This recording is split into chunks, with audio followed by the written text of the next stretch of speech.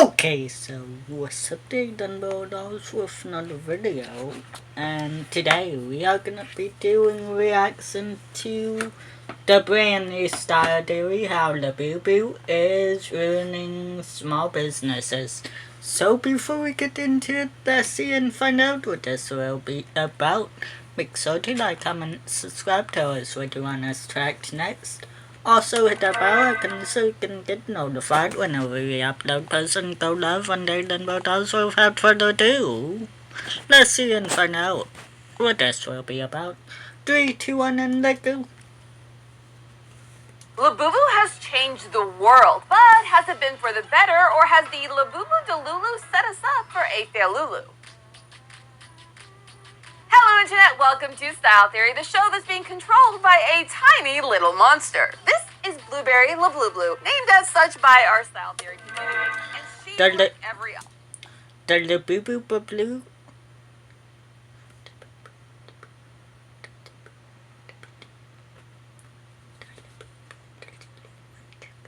The Labubu, the Labubu, the Labubu. The Labubu, the Lulu went cuckoo. The Labubu, the Lulu went cuckoo. Okay, let's go and get back into the video. The Labubu, the Lulu went cuckoo. Okay. Other Labubu in the world has literally taken over. Whether it's TikTok, Instagram, celebrity birthday cakes, or the mind and feet of actual designer Marc Jacobs, the influence is undeniable. Labubus aren't just the latest trend, it's a collectible that's reshaping the economy. From small businesses to huge international brands, fashion boutiques to restaurants, the proof is in the blind box. Yeah. But are Labubus the economic bounce back that we need, or are we being set up for financial ruin wrapped in a cute little package? That could be it.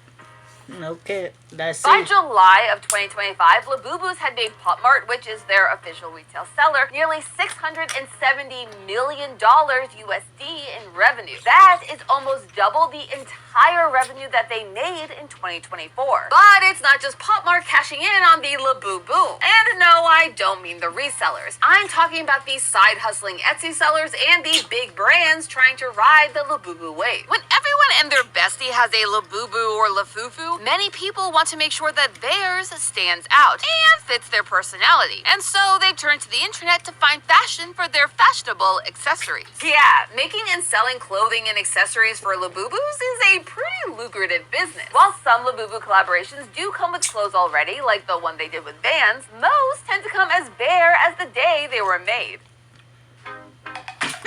If you need help locating an item, find it fast with store maps in the app.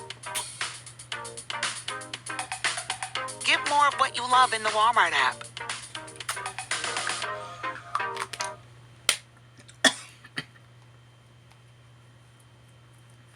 We got the matching earmuffs. I'm helping Holiday Me thrive with my top 3 looks from Old Navy. Caroling, so comfortable. Denim for Santa visits. Ooh, look at this. And cozy vibes. I will be wearing this outfit every day. Shop Old Navy now. Okay. Let's get back into it in 3, 2, 1. Let's go. Speaking of fair, I need to tell you how I just upgraded my shower routine thanks to our partner, Kitsch. I'm gonna be real with you. I have been a fan of Kitsch for a long time. Like, I've spent hundreds of dollars of my own money on their products just because I like them that much. So when they offered to sponsor... They must probably be a good company, no cap. Kitsch is probably a good... I mean... We haven't really bought anything from Kitsch. But yeah... Okay. You know? Okay, let go. Sorry about it.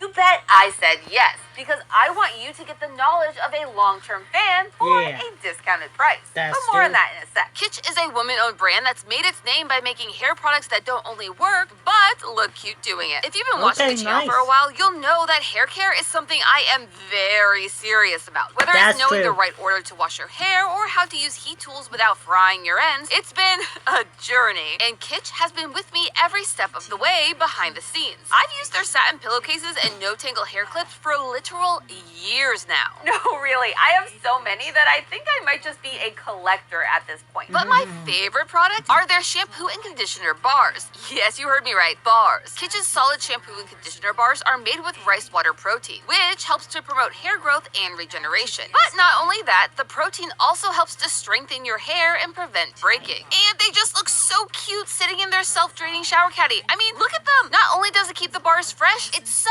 stinking cute. So if you, like me, dye your hair often or use heat tools in your everyday routine, this is your way to fight back against any damage that could be causing. Listen, ever since I've added the Kitsch bars to my normal hair care routine, my hair has never been healthier or so shiny. When we were at Creators in Fashion this past week, our hair and makeup artists were asking me how I kept my long hair looking like I just stepped out of a hair commercial. And now, you know. My secret? Kitsch. And you can start your Kitsch hair journey at a discount. Yes, if you scan the QR code on screen or click the link in our description, you can get 25% off your order. Plus, Kitsch offers an additional discount if you sign up for their subscription, and they ship to the US and over. Okay, nice. Okay. Also, hang on, let us do something. Okay.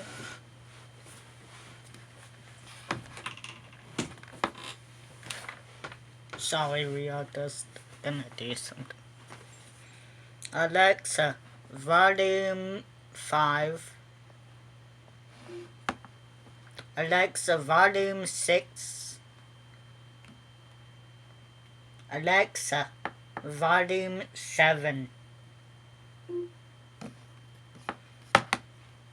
Alexa, today's joke.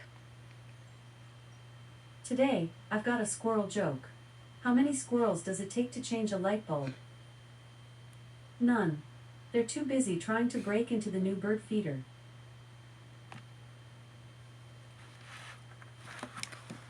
Sorry about that, we had to record that for our TikTok video. Joke of the days. No cap, let go. 90 With the, yeah. other international countries. So what are you waiting for? Scan the QR code on screen or click the link in our description to get started now.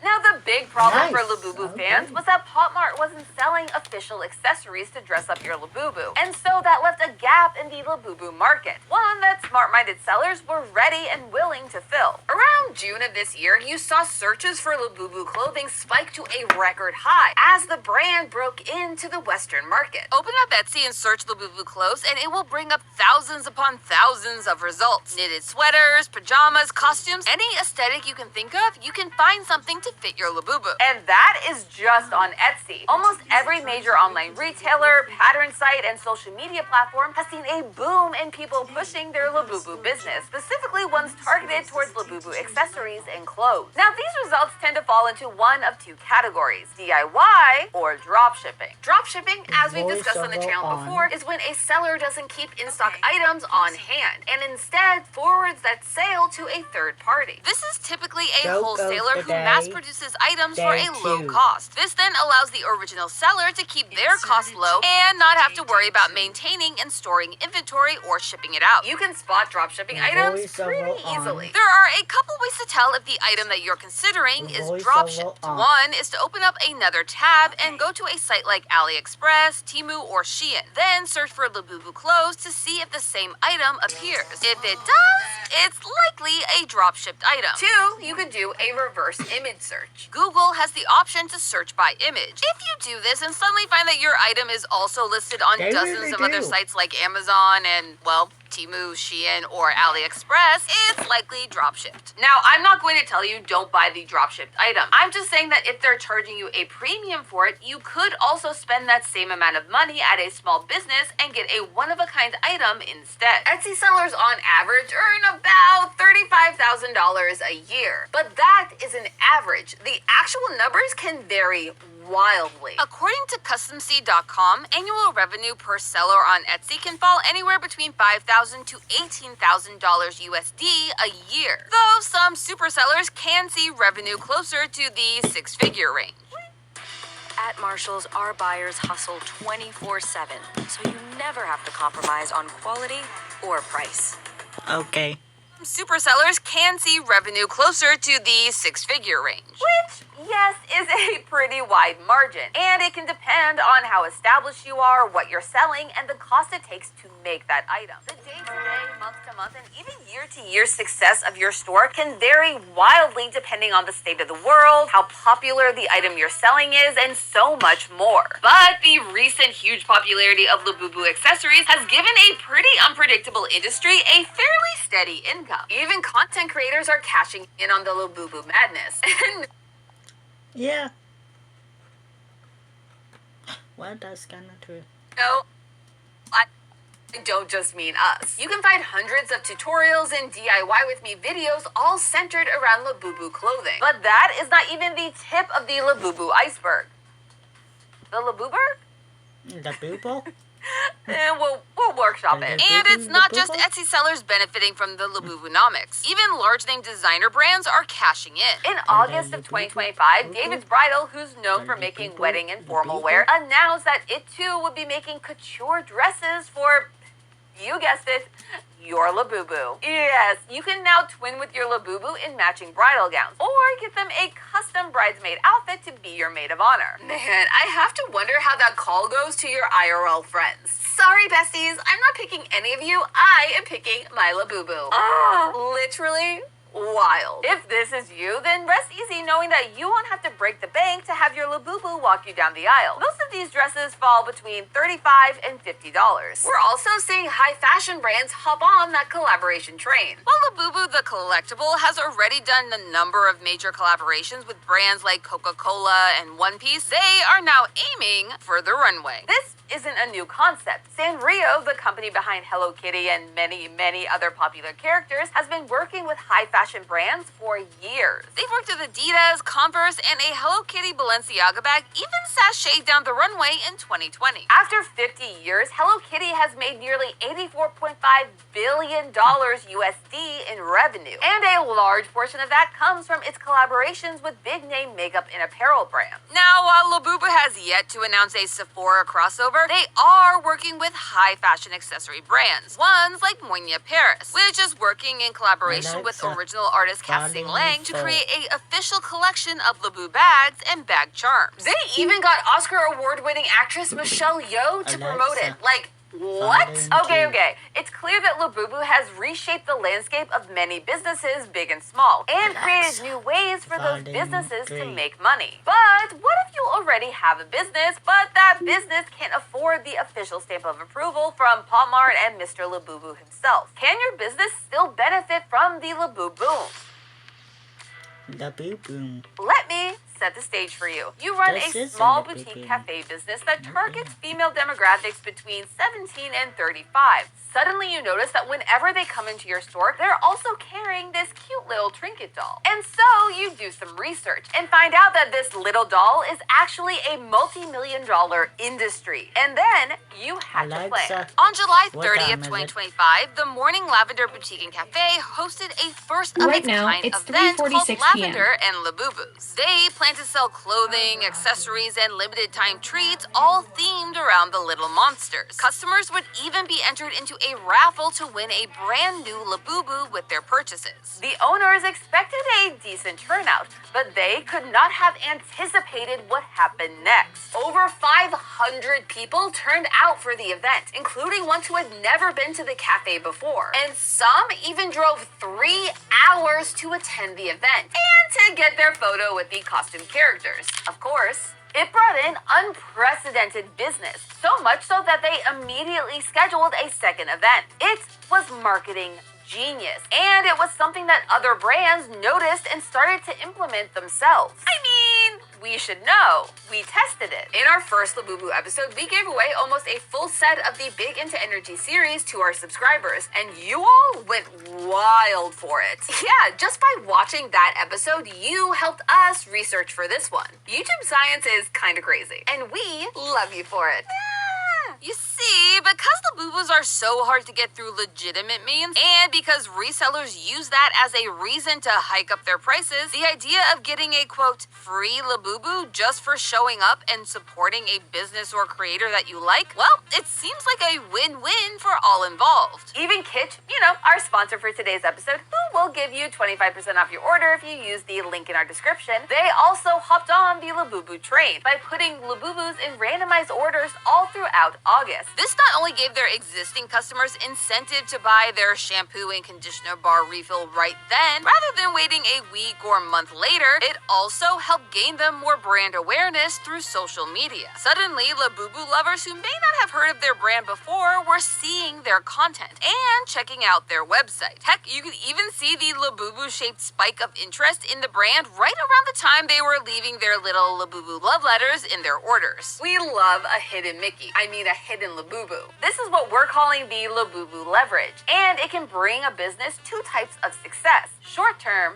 and long-term. Short-term, the Labubu leverage can bring in an influx of sales and revenue. Whether they're giving away a Labubu if you attend their rave, or offering free or discounted food to customers who bring in their Labubu to dine with them, these businesses are offering a limited time value for customers to purchase in a specific window of time. This encourages those customers to make the immediate purchase in order to get the benefit, rather than wait and miss out. And that brings in more money to the business. And then there's the long-term value. Okay. If you're curious about the price of an item, just scan it in the app. And that brings in more money to the business. And then there's the long-term value. Aside from raising your brand awareness, if your product and service overlaps well with the Labubu fans who came in for all that free stuff, then that business has the ability to take one sale and turn it into a long-lasting customer relationship. But this relies on the business holding up their end of the bargain and delivering to their customers long after the Labubu has left the Rumumu. One of the most successful examples of a brand using this type of marketing: McDonald's. We've compared Labubus to Beanie Babies before, and we're gonna do it again. When Beanie Babies were at their peak, McDonald's did a collaboration with them, offering exclusive teeny beanies with a purchase of a Happy Meal. This one collaboration helped sell over 100 million Happy Meals, and it created a lifelong love and nostalgia for Happy Meal toys with an entire generation. And they're still doing it. In their recent collaboration with Pokemon TCG, they had to pull the promotion because it got so popular that they couldn't keep up with the demand.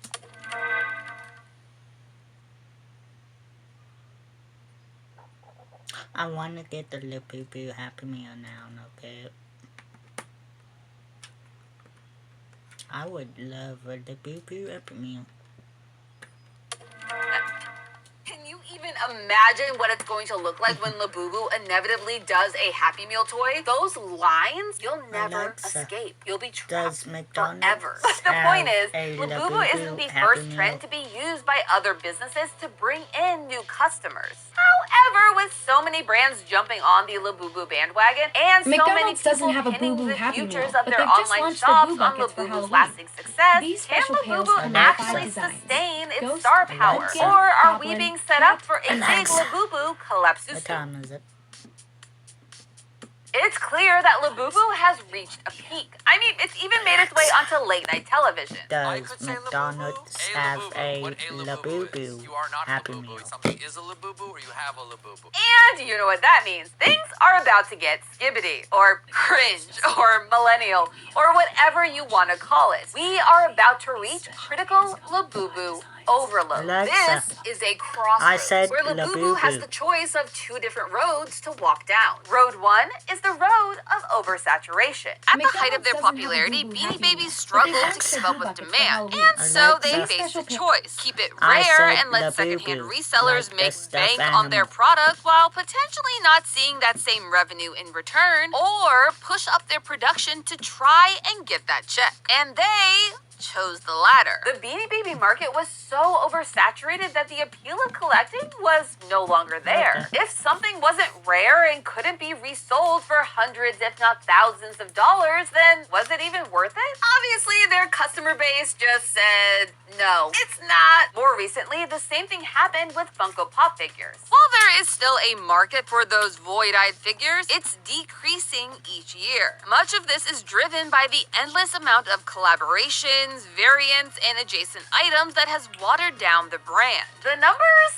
don't lie. According to HeraldNet.com, the last time that Funko reported any profit was back in early 2024. In the first half of 2025, Funko reported a loss of $61 million USD, which was up from the $14.7 million loss it reported by the end of 2024. And here's the thing. Pop Mart, the official seller of Labubu's, is already seeing the writing on the wall. Since January of this year, Labubu has earned Pop Mart $677 million USD, which is a 600% increase in profits.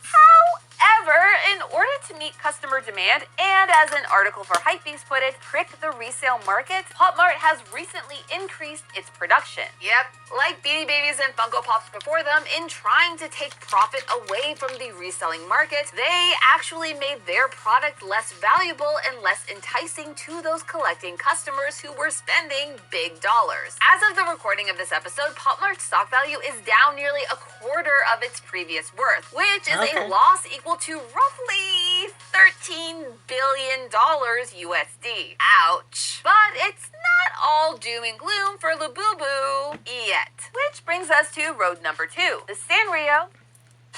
You're different.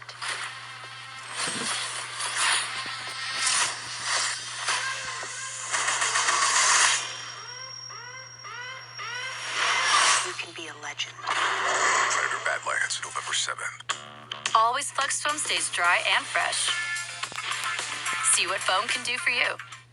Sanrio Scenic Route. Hello Kitty was created by Yuko Shimizu for Sanrio all the way back in 1974. In 1975, they released the very first piece of Hello Kitty merchandise, a vinyl coin purse. And by 1976, Hello Kitty was already launching its first US store in San Jose, California. Easy to say that business was booming. So, how exactly did Hello Kitty save itself from death by oversaturation? Despite putting out product after product after product, Hello Kitty had one huge advantage. It had diversity. Where Beanie Babies and Funko Pops were locked into one feature product, the collectible figure, Hello Kitty was carving a space in any and every category that it could. Household items, makeup, stationery, clothes, bags, fast food. They tried everything. And if one thing didn't work, there were 5 others that did. They made their brand and their characters a lifestyle, arguably in a way that only Disney has been able to match.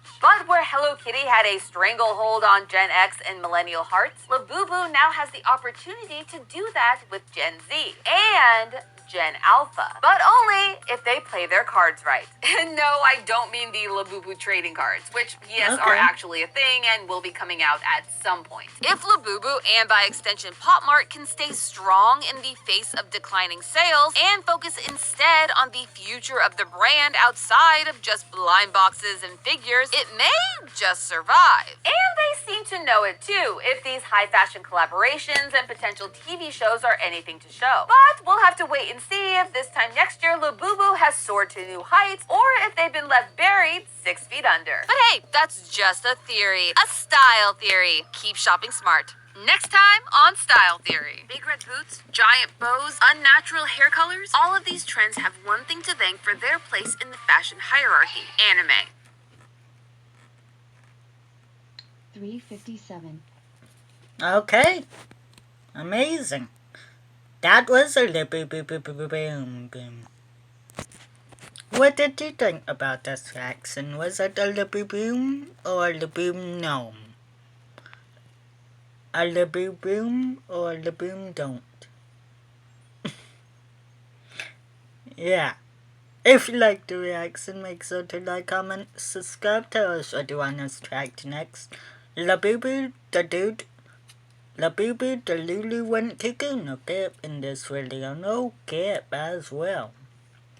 The Labubu the Lulu did go cuckoo. for this Labubu. Okay. So, hit the bell icon so you get notified whenever we upload posts and go live on Daily Dunbo Dolls. And also, if you liked the video, make sure to like, comment, subscribe as well. Tell us what you would like for us to react to next. Until next, I'm Daily Dunbo Dolls. And we are out.